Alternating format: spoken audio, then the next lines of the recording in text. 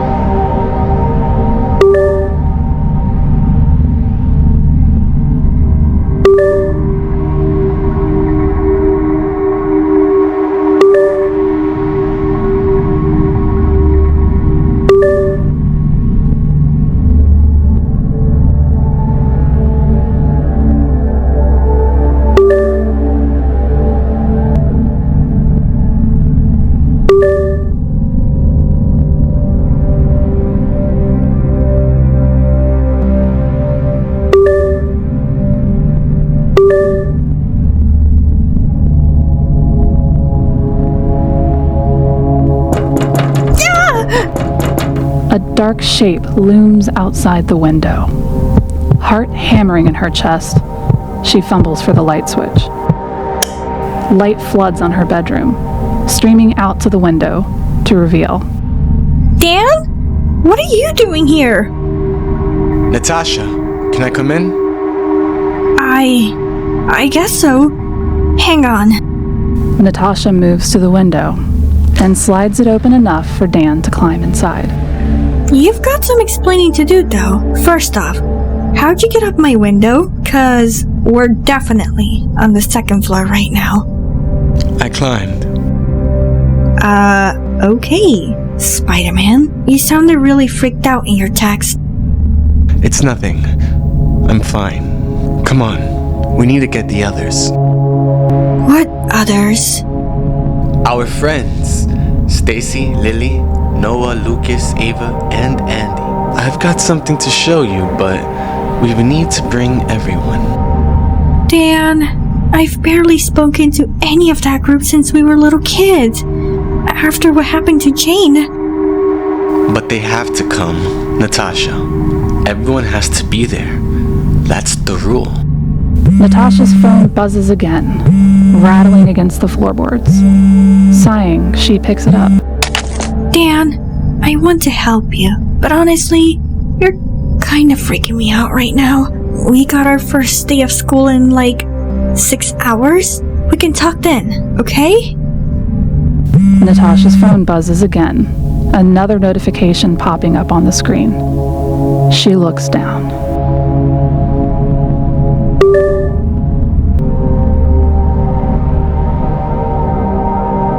Wait.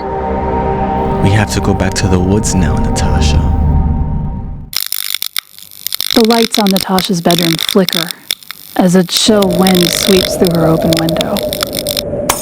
Hands trembling, Natasha slowly looks up from her phone screen. Dan? A smile spreads across Dan's shadowed face, stretching wider than it should. Natasha? Sensing his intent to kill, her body moves. A reflex ingrained down to her bones, but Dan is equally fast, and his hand clamps around her wrist. She tries to pull free, but he clings to her with inhuman strength. Hey! Natasha's fist slams against Dan's cheek, but he barely even flinches. What the? Dan throws Natasha to the floor, pinning her back against the rough boards. We all have to go back, don't you remember? Get off me! Natasha claws at Dan, and his flesh crumbles beneath her fingernails. Dan leans in, his cold breath stinking of moldy dirt and blood. Everyone plays together, Natasha.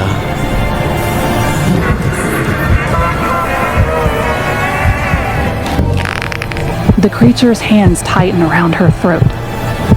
Natasha's vision begins to blur. Shadows seeming to writhe and bleed in the dark room.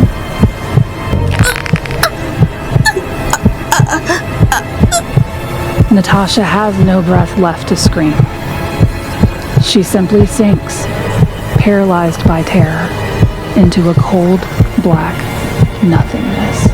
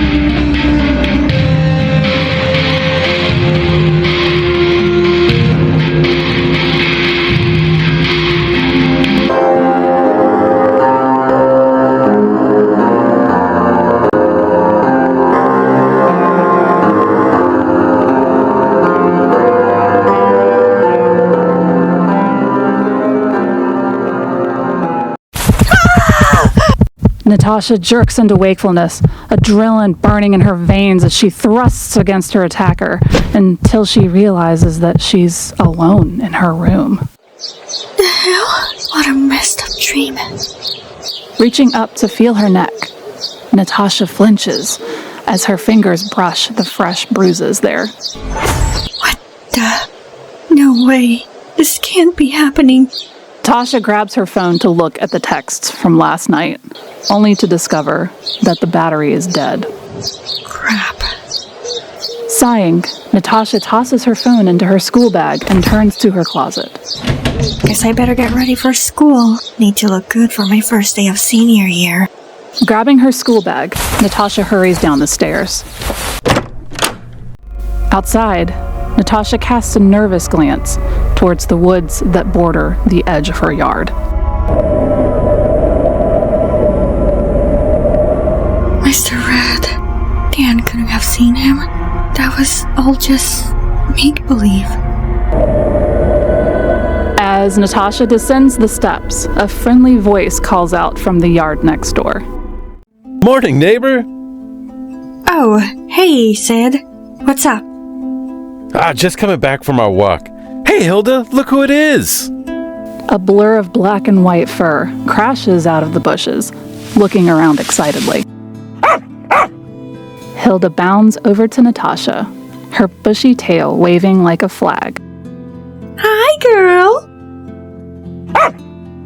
Aw, good to see you too, cutie. Your mom around? I didn't see her out and about this morning. Yeah, she's still overseas dealing with my great aunt's estate or whatever. She'll be back in a couple of weeks. Hell, that's a long time for a kid to be by themselves, especially in a big house like that. Yeah, well, the nightly ragers keep me occupied. Nothing like keg stands and strip poker to kick off a new school year, am I right? You know, as someone who's been through college, I feel obligated to tell you that keg stands are a lot less fun than they sound. I mean, unless you like the feeling of cheap beer foam all up in your sinuses. Gross! No thank you. Huh. Wonder what this is. Sid picks something out of the pile. and holds it up. A glossy black stone, carved with a strange rune. This yours? Weird. The stone is surprisingly heavy in Natasha's hand. She moves her thumb along the deep crack that runs through the center of the engraved rune. I wonder where this came from and what broke it. Beats me. Looks like a paperweight or something. Brushing away some of the dirt from the stone, Natasha freezes as a familiar smell wafts into her nose. Cold earth and a hint of blood. Then suddenly,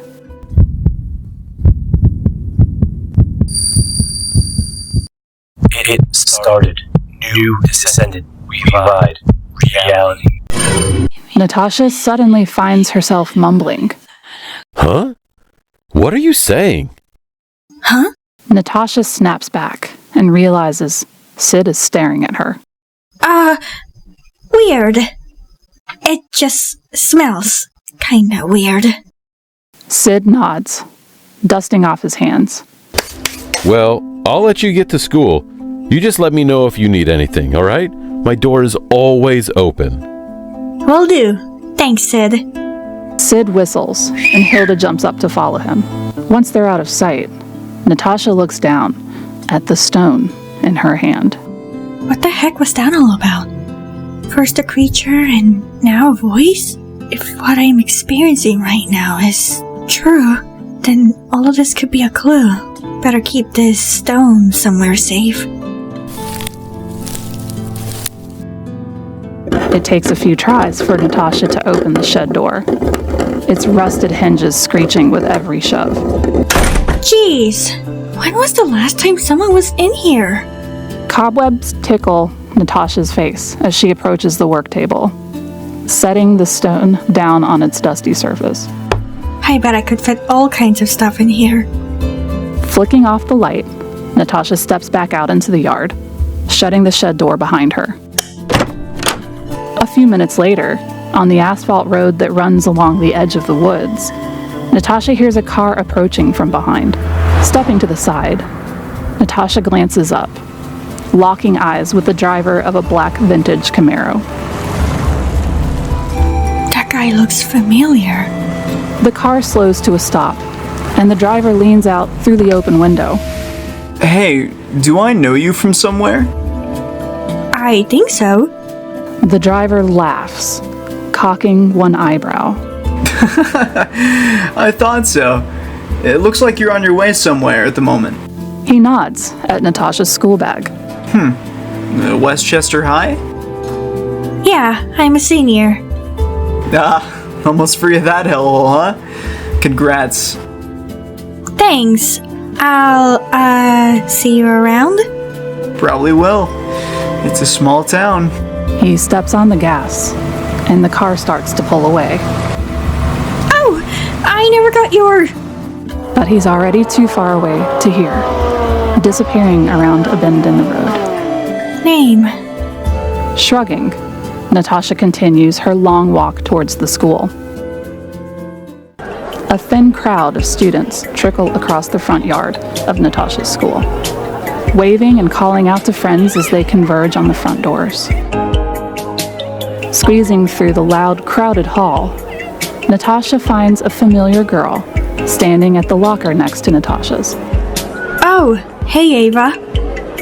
Sup? Not much. That hasn't always been your locker, has it? I've never seen you using it before. Got reassigned. Ava kicks the locker shut and shrugs her bag onto her shoulder. Oh look, it's Lily. Following Ava's gaze, Natasha sees a nervous girl clutching a textbook to her chest. Hi guys. Hi Lily. It's been a while. How was your summer? It was good. I just got back from doing a coding camp up in Portland. One of the girls invited me to collaborate on a game she's working on. That's awesome. Let me know if you ever need a playtester. Lily glances around furtively, lowering her voice. There's actually something I wanted to talk to you about. Sure, what's up? I got some really weird texts last night. Did you? Lily trails off, looking over her shoulder. Natasha turns to see a pretty girl walking by, chatting with two friends. Oh my god.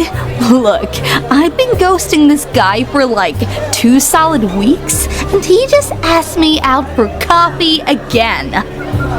Oh boy. Just when you think high school might not be the sucking necrotic chest wound that you remember. The guy next to Brittany laughs, running one hand through his hair. Yikes! Desperate is not a good look. Maybe he's just not scared of ghosts. You could try clowns instead. Clowns are gross. That's not Joss. Do you even know what? Hi, Brittany. The group stops in their tracks, and Brittany turns to give Lily an appraising look. Wow, Lil, great sweater. I didn't know Baby Barn had a quadruple XL section. I just wanted to say hello.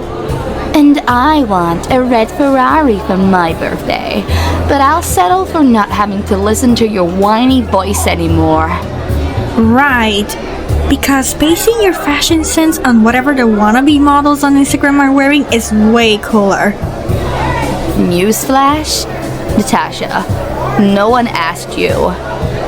Didn't hear anyone asking for your opinion either. How about you take your unsolicited fashion advice to someone who cares? You so do not want to piss me off, Natasha. Ooh, I'm shaking. Lily looks down at the floor, hiding a small smile. Oh yeah? Where? You know, I keep meaning to try out this new curse I found on the internet. If you feel a burning sensation in your eyeballs, that's normal. The hell? Waggling her fingers, Ava stalks away down the hallway. Later, guys. Later. Bye, Ava. Ew, Cody! What's gonna happen to your eyeballs? Chill, Jocelyn. That weirdo just reads too many vampire novels. With any luck, she'll flunk out and go live in a dirty old shack, like Bridge the Witch. Natasha shakes her head, turning to grab her notebook from her locker. Well, lovely as this been, we should probably go. Oh my god, is that a hickey? Jocelyn reaches up, poking the fresh bruises on the side of Natasha's neck. Ow! Get off! Yeah, right, like anyone would want to chew on this social reject. For your information, it's none of your damn business. Wow! Someone's crabby this morning. You on your period or something? I think you just have that effect on people. Whatever. Fascinating as this combo is, I need to get ready for the Pep Rally. Brittany jerks her head, and the others follow. Jocelyn shoulder checks Natasha as she walks by, about to knock her hard against the locker. But Natasha feels a sense of danger and quickly dodges Jocelyn. Ow! Whoa. Yeah, next time pay more attention. Wincing, Jocelyn rubs her hand where it slammed against the locker, glaring after Natasha, then leaving. This school year's already off to a great start, huh? Yeah, for a second there I thought you were gonna get hit, but you moved quickly. I just had a gut feeling one of them was gonna try to pull something. Lily smiles ruefully as the two of them join the crowd of students shuffling towards the gym. Music blares over the gym speakers, and a rush of panic hits as they're jostled by the crowd, Natasha's mind flashing back to the night before.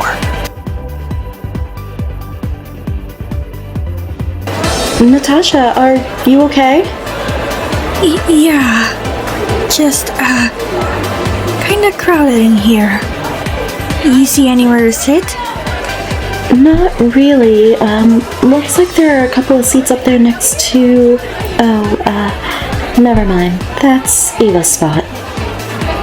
In the top row of the bleachers, Ava sits scribbling in a worn sketchbook.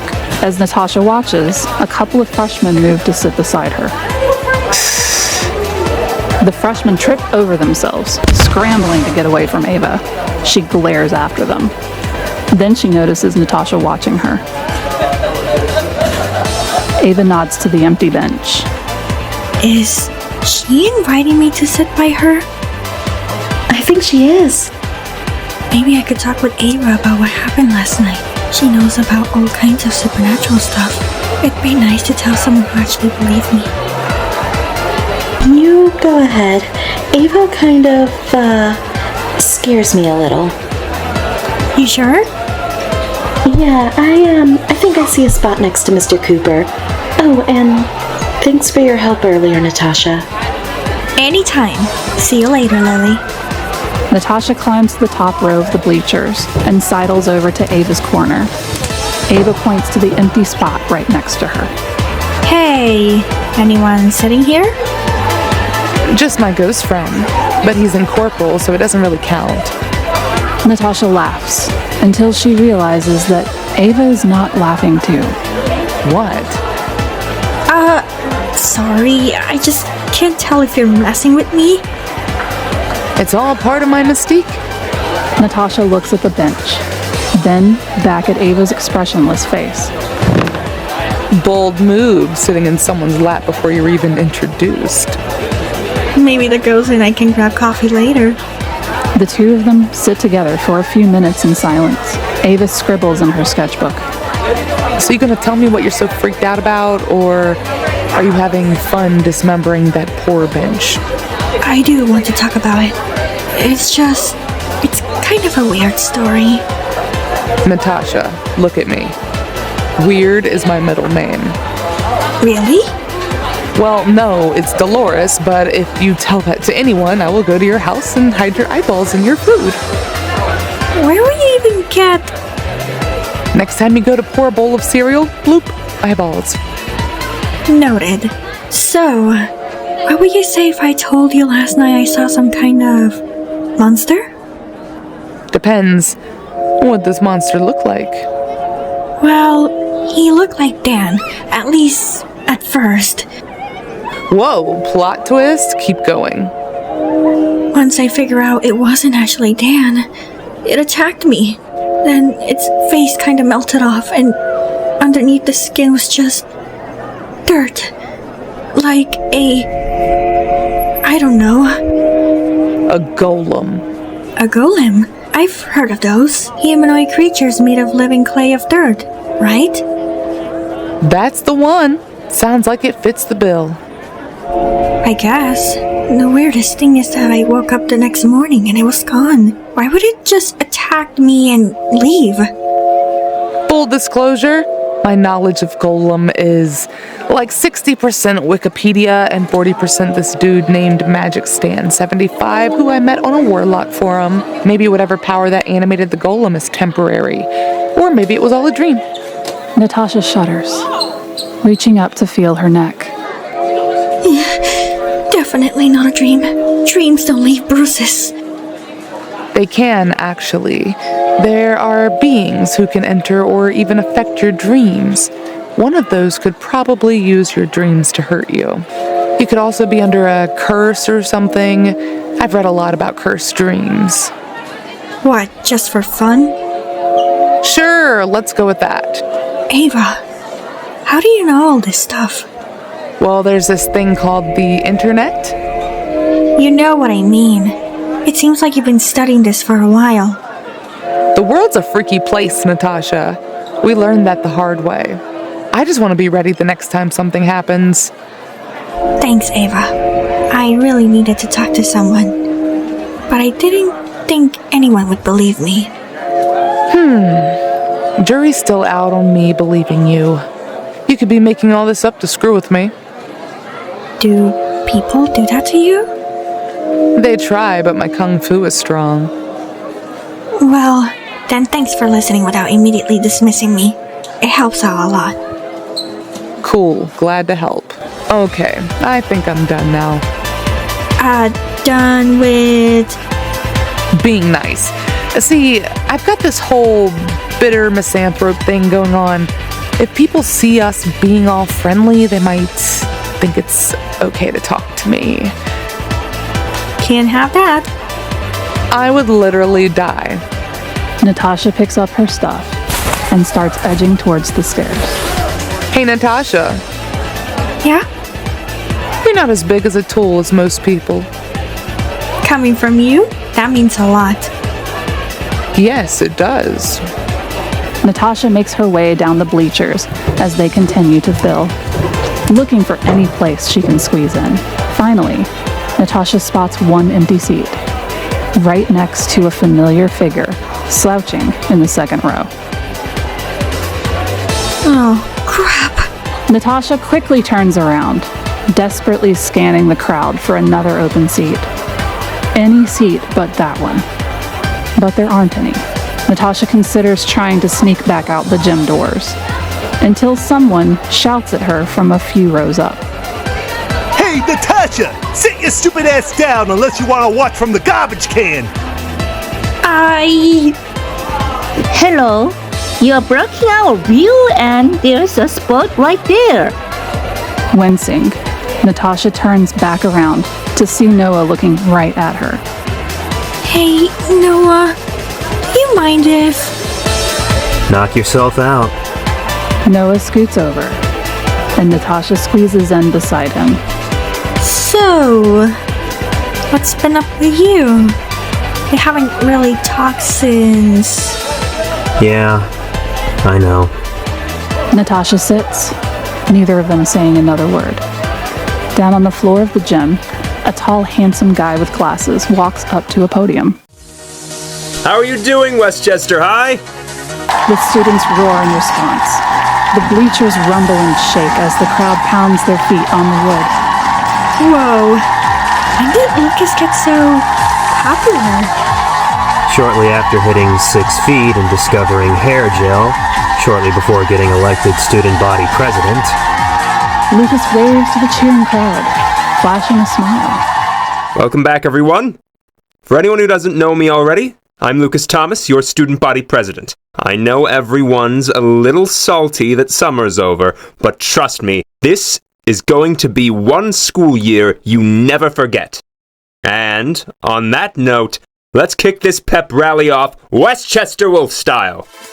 At Lucas's signal, several cheerleaders jump up from the bleachers, bouncing and waving their pom-poms in the air. You could do better than that! Let's hear it! Looks like Stacy's doing pretty well too. One by one, the cheerleaders tumble across the gym. Stacy draws thunderous cheers as she pulls off an effortless round-off into a backflip. Whoa, that's incredible! Yay, go team. Beaming, Stacy looks back at the rest of the cheer squad. Her smile suddenly fading as she locks eyes with Brittany. Stacy turns and suddenly trips over her own feet, sprawling on her face. Stacy! Natasha jumps to her feet, hurrying to help Stacy up. Are you okay? What happened? Nothing. I'm just a klutz, I guess. You think you're a klutz? You did a freaking backflip! Right now, I just feel like an embarrassment to the squad. Did you see that? She was alright, Wham. Please tell me the school news nerd got that on camera. Blushing, Stacy rejoins the rest of the squad. Natasha sits back down as, at the other side of the gym, Brittany steps forward with a smug smile. Check this out. Brittany takes 3 running steps, then flies into a no-handed cartwheel. The crowd roars as she sticks the landing. Why do people like her so much? They've got to know how horrible she is. And she's hot and she can do flips. We can't compete with that. Lucas grins from the podium as the cheerleaders return to their seats. Well, now that the cheer squad is done totally blowing our minds, let's give it up for the Westchester Wolves basketball team! More applause sounds as a group of guys in basketball jerseys forms up in front of the podium.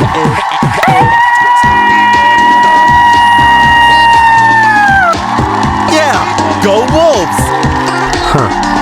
Andy actually made the team this year. Good for him. Looks like he's been working hard. Look at those arms. Damn. Natasha flinches as Cody's voice breaks through the general applause. Watch out! It's the triple threat! Andy's head snaps in the direction of Cody's voice, his face suddenly twisting with anger. Hey! Why don't you come down here and... He takes one step towards the bleachers, but stops himself as Lucas calls the team captain up to the podium. Thanks, Lucas. What up, Westchester High? The crowd whoops and stomps in response. Got our first game coming up in a couple of days, so you guys had better be here to watch us crush it. Not gonna lie, we got a couple of rookies on this team this year, but I'm not gonna let that stop. Ben pauses as the gym lights suddenly flicker. Huh? Suddenly, Natasha's instinct kicks in. Oh no. Lucas's voice calls out over the speakers, drowning out the nervous chatter of the students. Everyone stay seated. We don't want anyone to fall from the... A burst of static cuts him off, and the music stutters, fading in and out. With a loud bang, the gym doors are blown open by a frigid gust of wind. The lights flicker back on, and Natasha nearly jumps out of her seat as Noah suddenly grabs her arm. Yeah! What are you... Shut up. Do you hear that? Hear what? Shh! And Natasha does hear it, just barely on the edge of her perception. She hears a sound that snatches all the breath from her body and leaves her cold. No, not here. Natasha looks around, picking out the faces of her former friends. What the? This can't be. No way. Oh my god. Oh, fuck.